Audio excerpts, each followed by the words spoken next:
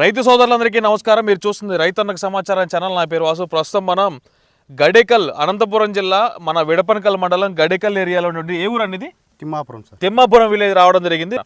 So నమస్తే అన్న. నమస్తే సార్. ఏం పేరు మీ పేరు? పరశురాముడు. పరశురాముడు. ఇప్పుడు ఎన్ని ఎకరాల మిరపతోట సాగు చేస్తున్నారు ఈ సంవత్సరం? 10 ఎకరాలు. 10 ఎకరాలు. మొత్తం ఇదంతా కూడా ఏ వెరైటీ అనేది? ఇది డబ్బి. ఎన్ని రోజులు ఫీల్డ్ అవుతుంది ఇది ఇప్పటికి? ఇది 70 రోజుల ఫీల్డ్. 70 రోజులు చిల్లరైతే వస్తూ ఉంది. ఇప్పుడు వాస్తవంగా మన వసుధ అనే దాన్ని మీకు ఎవరు చెప్పారు, ఎక్కడ తెచ్చుకున్నారు మీరు దీన్ని? ఇది వసుధ అనేది మాకు ఒక పొలంలో కొట్టిన ఆయన మేము పోయి మళ్ళీ మేము తెచ్చుకున్నాం.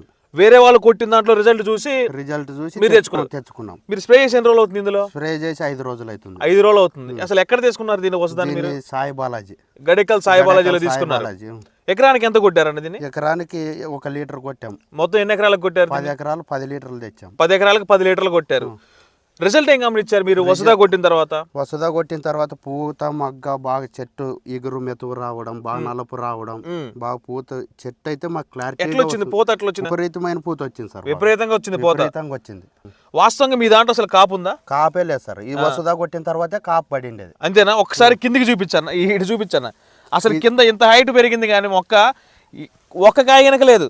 ఇంక ఆ చెట్టుకో ఒకటో కాయ ఏదో కనపడతా ఉంది. అంతేనా? కనపడతా ఉంది. వసుధ కొట్టిన తర్వాత అనుకున్న ఇక్కడ వచ్చింది. ఎన్ని క్వింటాల కాపు సెట్ అయింది? ఇది 10 నుంచి 15 వరకు కావచ్చు సార్.